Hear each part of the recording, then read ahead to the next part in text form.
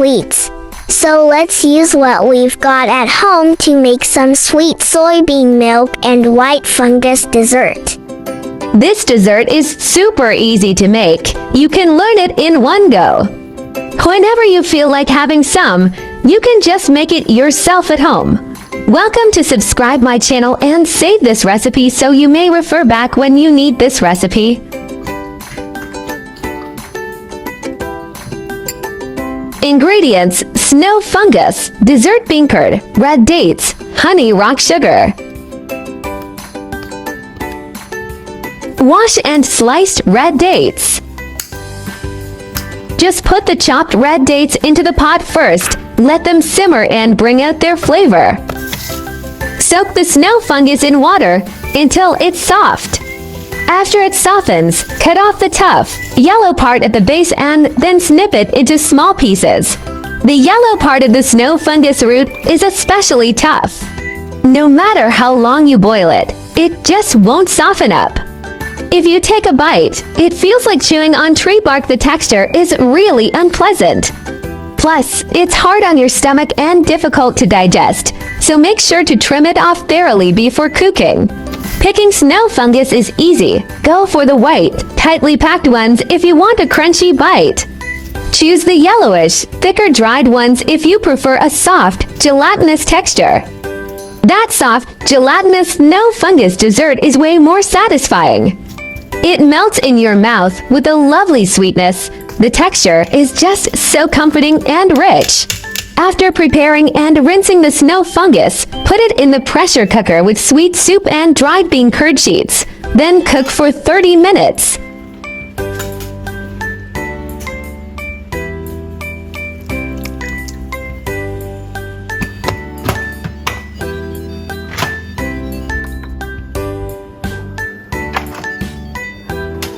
After 30 minutes, the fragrant snow fungus and soybean milk dessert is ready. Now you can add sugar to adjust the sweetness according to your taste. I personally love the taste of rock bumblebee sugar. It's lightly sweet without being cloying, and it's a healthier option. This brand of dried bean curd sheets for dessert melts completely, giving it the same color and a delicious, rich flavor as soy milk. Today I only used one packet, but if you want it even richer, I suggest adding to packets. When you make snow fungus and bean curd sheet dessert with rock sugar, it creates a light, soothing sweetness.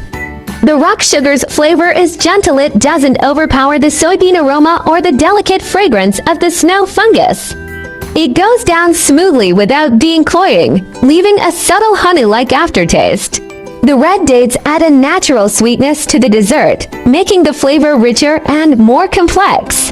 Their distinct aroma fills the whole pot with a warm, inviting fragrance.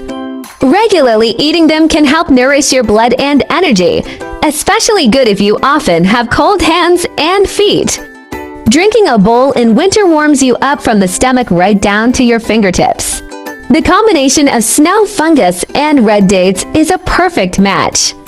The natural sweetness from the dates seeps into the sweet soup, making the gelatinous texture of the snow fungus even smoother and its aroma richer. When cooked, the snow fungus becomes soft and tender. While the dates plump up together, they create a wonderfully nourishing and satisfying dessert. Having a bowl soothes dryness and provides deep nourishment from the inside out, leaving your throat and stomach feeling truly comforted. Now that we've explored these culinary secrets, aren't ingredients more fascinating? Food always tastes better when you know the stories behind it. That's the real secret ingredient. Everyone should learn how to make this. Such an easy recipe. Definitely add it to your go-to list so you can whip it up anytime you crave it. I like easy recipe because I believe that delicious food must be simple and quick to prepare. After all, there are so many things going on every day, right? There are more delicious, easy recipes in my channel. Do check them all. My channel will also start sharing how I find vegetarian recipes that are suitable for vegan like me when eating out. If you are a meatless person like me, then there is no problem with putting it in your eating out diary.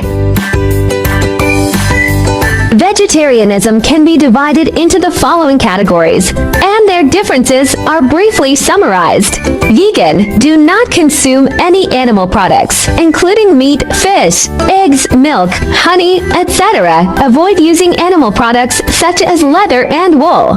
Lacto-ovo-vegetarian: do not eat meat or fish, but eat eggs and dairy products such as milk and cheese.